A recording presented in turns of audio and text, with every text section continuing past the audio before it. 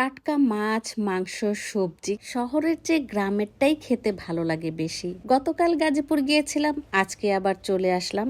মাঝখানে সেই সময়টুকুই পরিবারের সাথে মজা করে এই যে তরতাজা মাছ, সবজি, মাংস, পোলাও এগুলো খেয়ে আসলাম। এই যে দেখেন মলা মাছের মাথাগুলো, এগুলো আমার শাশুড়ি খেতে চেয়েছে অল্প তেলে ভাজি করে। তো যাই হোক, আমরা কিন্তু খুব মজা করে দুপুরের খাবার দাবার রান্না করে সবার সাথে মিলেমিশে একসাথে বসে যখন খেয়েছি, সেই খাবারটাই কিন্তু ছিল পরিপূর্ণ, কারণ পরিবারের সদস্য আমরা সবাই একসাথে ছিলাম। আসসালামু আলাইকুম। আশা করি সবাই ভালো আছেন। আলহামদুলিল্লাহ, আমিও আপনাদের দোয়ায় ভালো আছি। গাজীপুর অল্প সময়ের জন্য গেলেও খাবার দাবার তো বড় কথা না, যে সুন্দর সময়টা আমরা পার করি সে আনন্দঘন মুহূর্তটাই কিন্তু মজার একটা সময় কেটে যায়। কিভাবে যেন সময়টা দ্রুত চলে যায়, টেরও পাওয়া যায় না। সকাল থেকে আমরা সবাই মিলে যখন ব্যস্ত থাকি এই যে পুচকুটাকে নিয়ে, তার ফাঁকে ফাঁকে আমাদের রান্না বান্না সব কিছুই চলে। মুহূর্তটা কিন্তু খুবই এনজয় করার মতো। তাই তো আমরা প্রতি সপ্তাহে পারি বা না পারি যেভাবেই হোক অল্প সময়ের জন্য হলেও কিন্তু গাজীপুর চলে যাই। আর আমার ভাতিজা বউয়ের হাতের সেই মজার মজার খাবার যখন খাই, তৃপ্তি সহকারে খাই। আমার কাছে মনে হয় আমি ঢাকা থেকে গাজীপুর যখন যাই তখনই আমার খাবারের পরিমাণটা বেড়ে যায়। এইদিকে দেখেন, যখন আমরা সবাই দুপুরে ব্যস্ত থাকি তখন তার দুষ্টুমিটা বেড়ে যায়।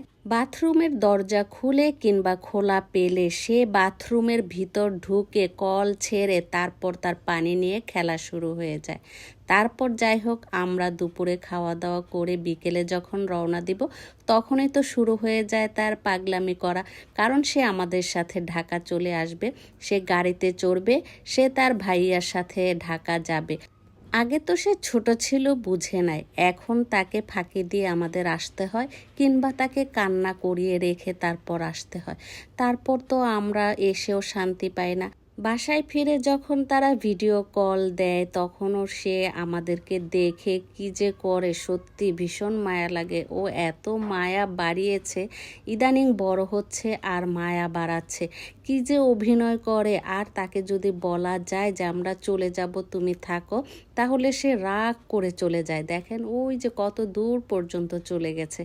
যদি বলা হয় যে ঠিক আছে চলো আমরা ঢাকা নিয়ে যাব তোমাকে, তাহলে যে কি পরিমাণ খুশি হয় সেটা আর কি বলবো।